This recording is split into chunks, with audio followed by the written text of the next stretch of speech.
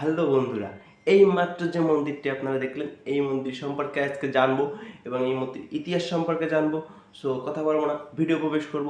কিন্তু তার আগে যদি আমার চ্যানেলে আজকে নতুন হয়ে থাকেন তাহলে প্লিজ সাবস্ক্রাইব করবেন, লাইক কমেন্ট শেয়ার অবশ্যই করবেন। তো চলুন ভিডিও প্রবেশ করা যাক।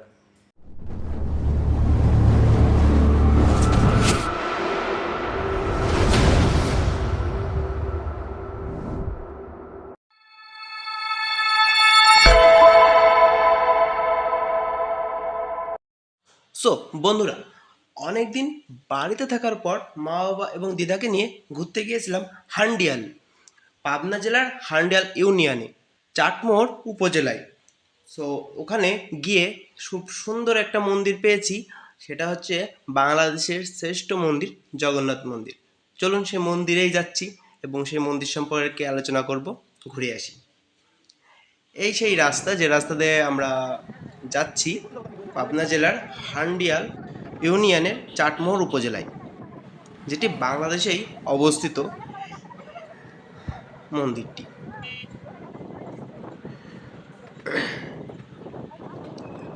রাস্তার আশেপাশে অনেক সুন্দর। এই হচ্ছে স্কুল একটা এই এলাকার। এই হচ্ছে হান্ডিয়াল বাজার এবং বাজারেই মন্দিরটি অবস্থিত। বন্ধুরা, এখানে অনেক সুন্দর সুন্দর নিদর্শন এবং প্রাচীন মন্দির অবস্থিত। তারই মধ্যে একটি মন্দির আজকে আপনাদের সামনে তুলে ধরব। এরপরে আরও ভিডিও আসছে, সেগুলো আপনারা অবশ্যই ধৈর্য সহকারে দেখবেন।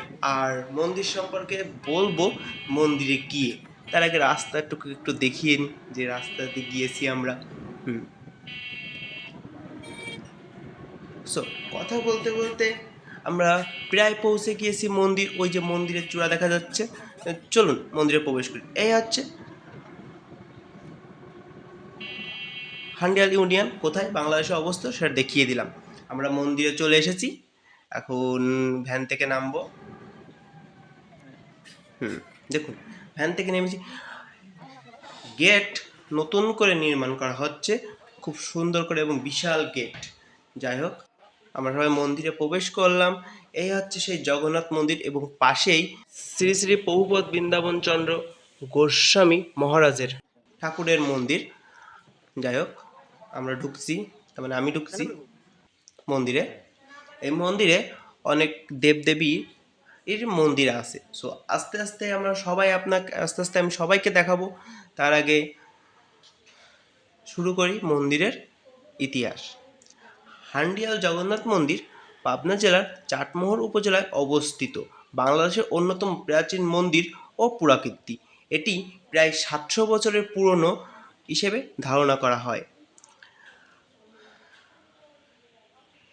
এটি চাটমোহর উপজেলার হান্ডিয়াল গ্রামে অবস্থিত বলে স্থানীয়রা একে হান্ডিয়াল মন্দির হিসেবেও ডেকে থাকে। এটি উপজেলা সদর থেকে 18 কিলোমিটার দক্ষিণে অবস্থিত। খ্রিস্টপূর্ব ত্রয়োদশ থেকে চতুর্দশ শতকে নির্মিত এই মন্দিরটির প্রধান আকর্ষণ হচ্ছে এর অঙ্গসজ্জায় ব্যবহৃত টেরাকোটার ভাস্কর্য। হান্ডিয়ালের মন্দিরটি এক দরজা বিশিষ্ট একটি ছোট মন্দির, যা ইট ব্যবহার করে তৈরি করা হয়েছে। মাটির উপরের দিক থেকে সিঁড়ি ক্রমশই ছোট হয়ে গিয়েছে। মন্দিরের সামনের দেওয়ালে টেরাকোটার নকশা রয়েছে, যা পুরো মাটি এবং শক্তির ভিটের উপর প্রতিষ্ঠিত। পুরো মন্দিরটি চারিদিকে দেওয়াল দ্বারা আবৃত। এর পাশেই অপেক্ষাকৃত নতুন আরও দুটি মন্দির রয়েছে। জগন্নাথ মন্দিরটি বর্তমানে পুজো অর্চনার কাজে ব্যবহার করা হয়ে থাকে। এর একটি মণ্ডপ সহ ছোট একটি রথও রয়েছে। বাংলাদেশের প্রাচীনতম এবং পুরাকীর্তি হিসেবে চাটমোহর উপজেলা জগন্নাথ মন্দির হিসেবে গণ্য করা হয়। অন্য সব নিদর্শন বা নির্মাণ শিল্প নানা ঐতিহ্যবাহী স্থাপনে জনপদ হচ্ছে পাবনা চাটমোহর উপজেলার হান্ডিয়াল। জগন্নাথ মন্দিরের নিদর্শনগুলো দেশের অমূল্য সম্পদ হিসেবে গণ্য করা হয়। বহু বছর পরও এর অবকাঠামো সহ নির্মাণ শিল্প আধুনিক শিল্পকলাকেও হার মানায়। এ মন্দিরের বাইরের চারপাশের দেওয়ালে সর্বত্রই দালানে দালানে পোড়ামাটির নির্মাণ কার্য অবস্থিত, যা চোখে দেখা এক অপরূপ সৌন্দর্য দেখা যায়। চলুন, মন্দির সম্পর্কে অনেক কিছুই বললাম, এবার মন্দির চত্বরটা ঘুরে আসি। এই মন্দিরটা হচ্ছে গৌরনিতাই মন্দির। চলুন ভিতরে একটু ঢুকে দেখে আসি আরো কত মূর্তি আছে।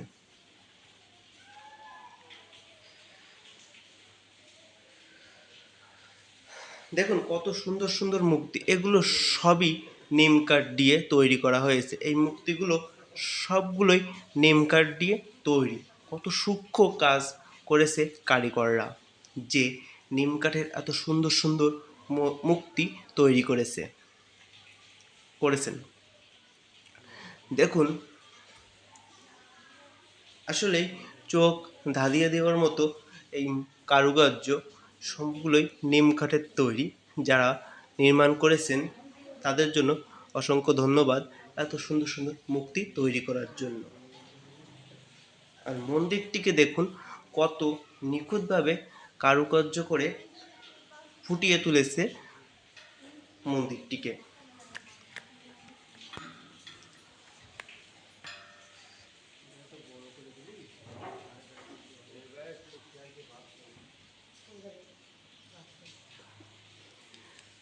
যাই হোক, আমরা এখন মন্দির দেখা হয়ে গেছে, যদিও গেট দেওয়া, ভিতরে যাওয়া প্রবেশ নিষেধ। মন্দিরটির চারিপাশেই তুলসী মঞ্চ অবস্থিত।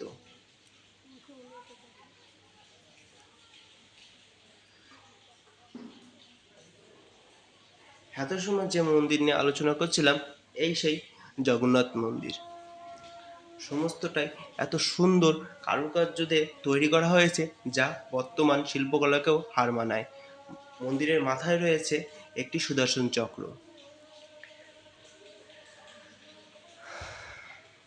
কথিত আছে এখানকার এলাকার মানুষের কথিত কথায় মন্দিরটি এক রাতে নির্মাণ করা হয়েছিল।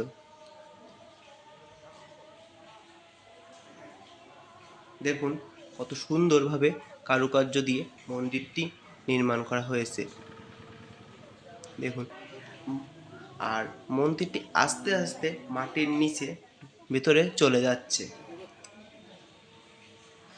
দেখুন কত সুন্দরভাবে কারুকার্য করে ছোট ছোট হাতে শিল্পকলা নিদর্শন ফুটিয়ে তুলেছে এই মন্দিরটি।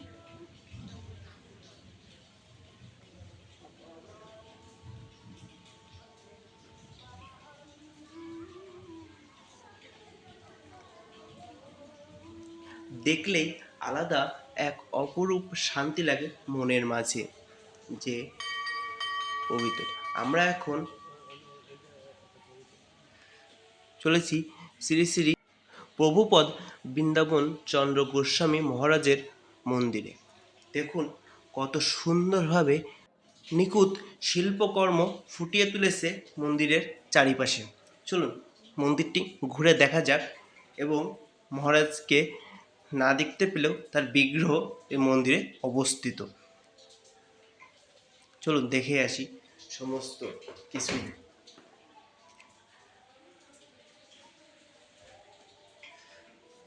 দেখুন কত সুন্দরভাবে ফুটিয়ে তুলেছে। এই হচ্ছে মহারাজ।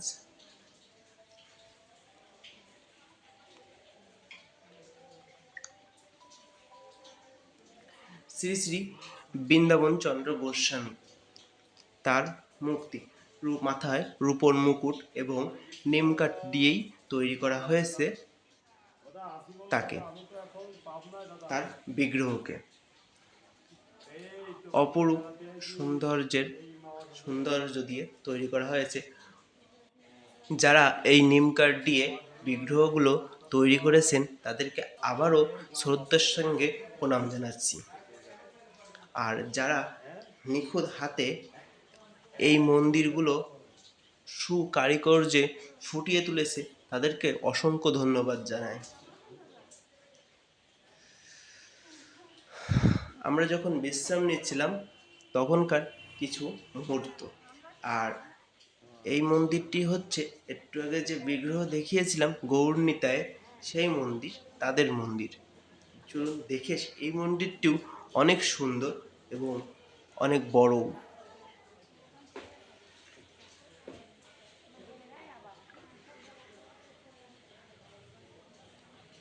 চোখ ধাঁধিয়ে দেয় মন্দিরগুলো, এত নিখুঁত কারুকার্য এবং সৌন্দর্যের অধিকারী হয়েছিল। এই মন্দিরটির দুই পাশে দুটো সিংহ এবং মাঝখানে পক্ষীরাজ গুরুদেব অবস্থান করেছেন।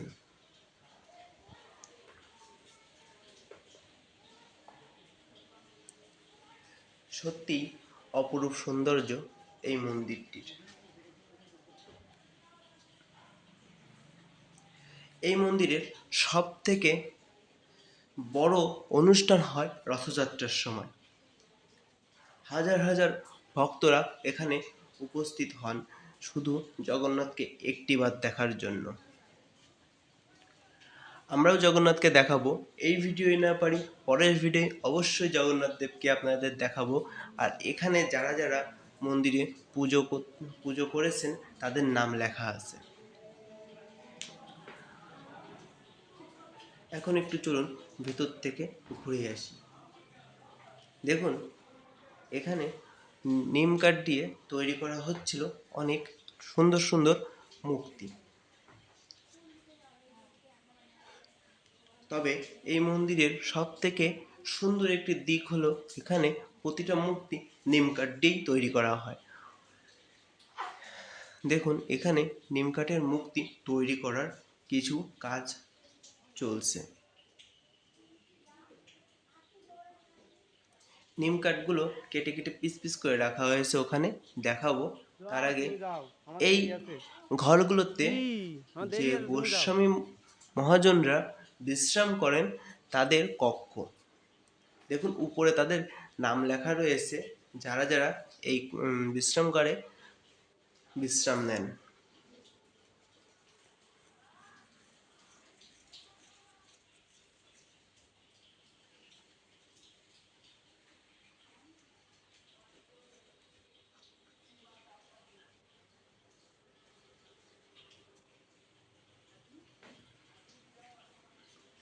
আর ভিডিওর মধ্যেই বলে দিচ্ছি, আগামী ভিডিওতে আমি আপনাদের ষষ্ঠভুজ গৌরাঙ্গের মন্দির দেখাবো। তো অবশ্যই অপেক্ষা করবেন আগামী মন্দিরটি দেখার জন্য। আর আজকে যেটা দেখাচ্ছি সেটা অবশ্যই উপভোগ করুন। আমি বলেছিলাম এই মন্দিরটির চারিপাশে তুলসী মঞ্চ অবস্থিত। মন্দিরটির প্রতিটা কোনায় কোনায় তুলসী মঞ্চ অবস্থিত। দেখুন কত মোটা মোটা নিম গাছ কেটে কেটে রাখা হয়েছে শুধু মূর্তি নির্মাণ করার জন্য। এখানে যতগুলো মূর্তি দেখাবো সব মূর্তিগুলোই নিম কাঠের তৈরি।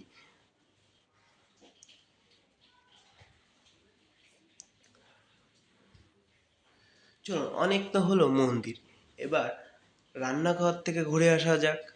হান্ডিয়াল জগন্নাথ ধামের রান্নাঘরে যাই একটু, চলুন। সামনেই রান্নাঘর উপস্থিত, যেখানে ভক্তদের জন্য প্রসাদ রন্ধন করা হয়। দেখাই যাচ্ছে এখানে বড় বড় 4টে উনুন তৈরি করা হয়েছে। তার মানে বোঝাই যাচ্ছে যে কত ভক্তগণের সমাগম হয় রথযাত্রার দিনে।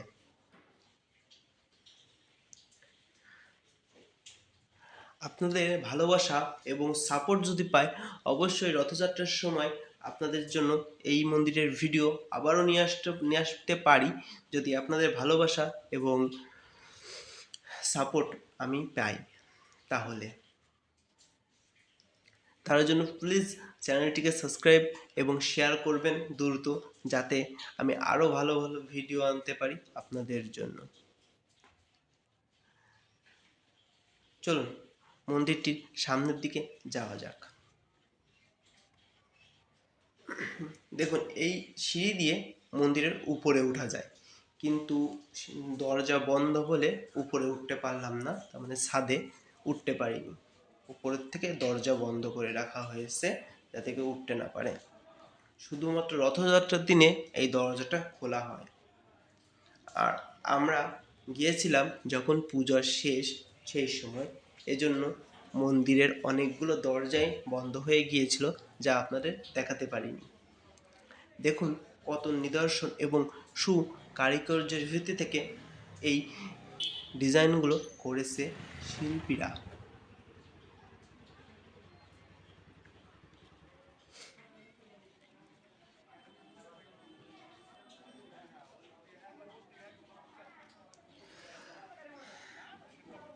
বারবার বললেও ভুল হচ্ছে যে মন্দিরটি আসলে অনেক সুন্দর। আপনারা পারলে মন্দিরটিকে ঘুরে যাবেন এবং দেখবেন, মনে আলাদাই আপনাদের একটা শান্তি অনুভব হবে। মন্দিরটি যে পাশেই ঘুরি না কেন মনে হচ্ছে আমরা মন্দিরের সামনেই অবস্থান করেছি। মন্দিরটিকে যে পাশ থেকেই দেখছি না কেন মনে হচ্ছে মন্দিরের সামনেই আছি। এই হচ্ছে মন্দিরের উঠোন ভেতরের। দেখুন এখানেও তুলসী মণ্ডপ আছে, সব থেকে বড় তুলসী মণ্ডপ এটাই। আর এই হচ্ছে রান্নাঘর, যেখানে জগন্নাথ দেবের জন্য ভোগ রন্ধন করা হয়। দেখুন কত সুন্দরভাবে তুলসী মণ্ডপটি করা হয়েছে। আর এই হচ্ছে জগন্নাথ মন্দির, যার ছোট্ট একটি দরজা বিশিষ্ট মন্দির। চারিপাশেই দেওয়াল দ্বারা আবৃত এবং দরজাগুলোই খুব ছোট ছোট। আর এই হচ্ছে মন্দিরের সামনের অংশ, যেখানে সুন্দর সুন্দর ছোট ছোট শিল্পকলা ভিত্তিতে দেবদেবীর মূর্তি তৈরি করা হয়েছে। আমি আপনাদের দেখাবো সেই ছোট ছোট দেবদেবীর মূর্তিগুলো। চলুন দেখে আসি। দেখুন এই হচ্ছে জগন্নাথ দেবের বিগ্রহ, উপরে বিষ্ণুদেবের মূর্তি রয়েছে। কত নিখুঁতভাবে তৈরি করা হয়েছে। লোককথায় মন্দিরটি এক রাতের ভিতর তৈরি করা হয়েছিল। এখন এখানে স্থানীয়দের মতে এটাই শুনেছিলাম। আবার বহু পুরনো মন্দির এটা। দেখুন কত সুন্দর সুন্দর নিখুঁতভাবে তৈরি করা হয়েছে।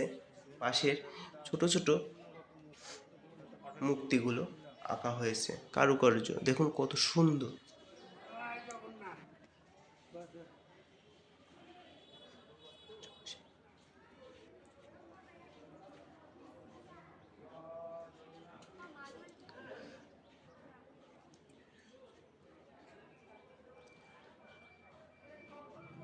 আসলে এত সুন্দর মন্দিরটি, চোখ ধাঁধিয়ে যায় যে মন্দিরটি নিখুঁত এবং সুন্দর কারুকার্য দেখে মনে আলাদা শান্তি চলে আসে।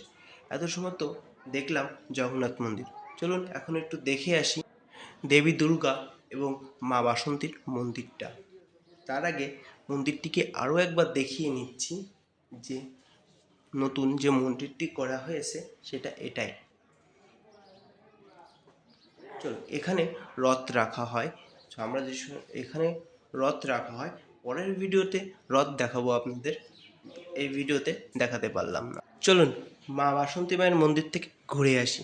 এই হচ্ছে মা বাসন্তী মায়ের মন্দির। এখানে মা বাসন্তী মায়ের পুজো করা হয়, দুর্গা মায়ের পুজো করা হয় এবং সাথে কালী ঠাকুরেরও পুজো করা হয়, কালী মায়েরও পুজো করা হয়।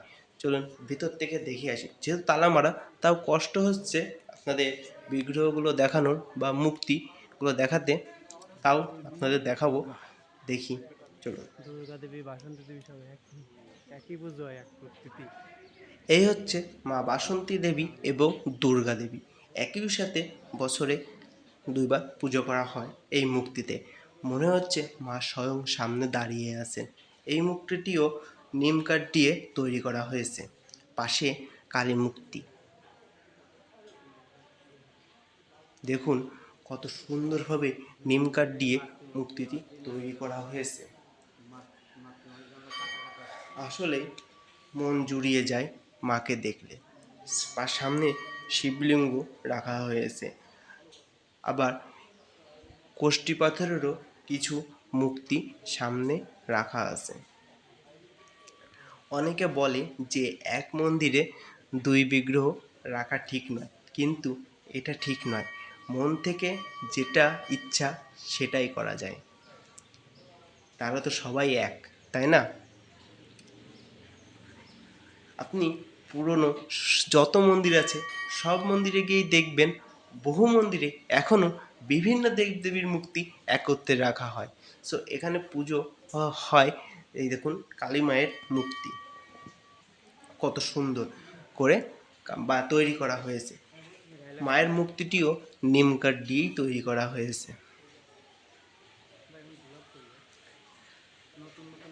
সো আপনাদের জানি না কতটুকু কিভাবে দেখাতে পেরেছি বা কতটুকু আমার ভয়েসের মাধ্যমে আপনাদের মন্দিরটি সম্পর্কে ধারণা দিতে পেরেছি।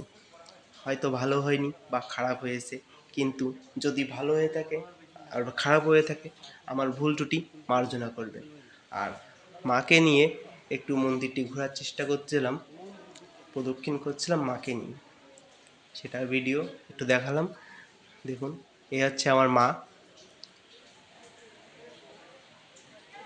জগন্নাথ মন্দির প্রদক্ষিণ করলাম মাকে নিয়ে।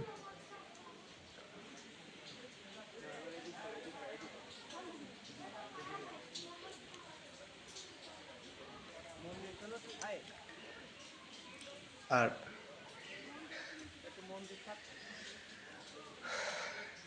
আমার কাছে আমার বাবা মাই পৃথিবীর সব থেকে শ্রেষ্ঠ সম্পদ। আপনাদের কাছে কি সেটা কমেন্টের মাধ্যমে জানিয়ে দেবেন। দেখুন এই মন্দিরে সিঁড়ির উপরে উঠতে পারলাম না, তালা মারা, এজন্য, নয়তো উপরে উঠেই মন্দিরটি সমস্ত কিছু ঘুরিয়ে দেখাতাম। দেখুন কত নিদর্শন এবং সুন্দর কারুকার্য দিয়ে তৈরি করা হয়েছিল মন্দিরটি। সো যেটা বলছিলাম, জানি না কতটুকু আপনাদের আনন্দ এবং মন্দির ইতিহাস সম্পর্কে জানাতে পেরেছি। সো ভুল ত্রুটি যদি হয় তাহলে ক্ষমার দৃষ্টিতে দেখবেন। আর যদি ভালো লেগে থাকে তাহলে প্লিজ শেয়ার করে অন্যদের মাঝে দেখানোর চেষ্টা করবেন, যাতে এই মন্দিরে তারা আসতে পারে এবং মন্দির সম্পর্কে ধারণা নিতে পারে। জগন্নাথ দেবের আশীর্বাদ নেওয়ার জন্য মন্দিরে যেন সবাই আসে। আজকে ভিডিওর একদম শেষে পৌঁছে গিয়েছি অনেকটাই।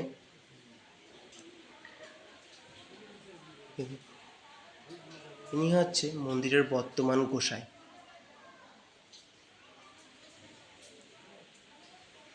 ওনার সামনে থেকে যাওয়া যাবে না, কারণ হচ্ছে আমার বাবা গোসাইকে আলিঙ্গন করছেন, গোসাইজিকে আলিঙ্গন করছেন।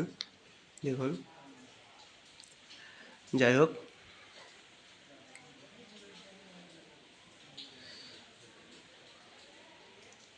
সো বন্ধুরা, আশা করি আপনাদের মন্দিরটি সম্পর্কে অনেক ভালো লেগেছে। আর খারাপ লাগলে প্লিজ আমাকে ক্ষমা করবেন। আমি অতটাও ভালো ভিডিও তৈরি করতে পারি না, কিন্তু যদি আপনারা আমাকে সাপোর্ট করেন আশা করি এর থেকে আরও ভালো ভালো ভিডিও তৈরি করতে পারবো আর আপনাদের সামনে উপস্থাপন করতে পারবো। সো এটাই হচ্ছে জগন্নাথ দেবের রান্নাঘর, যেখানে জগন্নাথ দেবের জন্য প্রসাদ তৈরি করা হয়।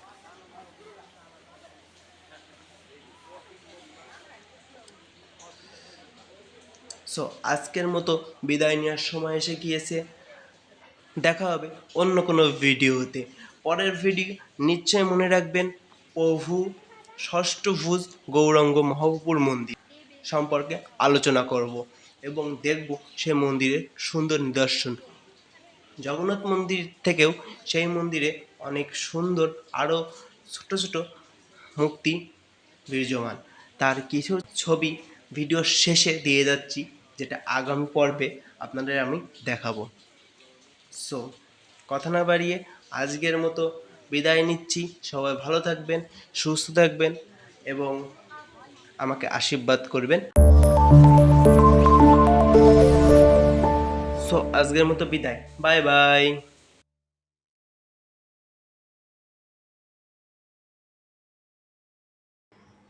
সো বন্ধুরা, আশা করি আপনাদের ভিডিওটা ভালো লেগেছে এবং এরকম আরও নতুন নতুন ভিডিও পেতে আমার চ্যানেলটিকে সাবস্ক্রাইব করুন এবং পাশে থাকুন।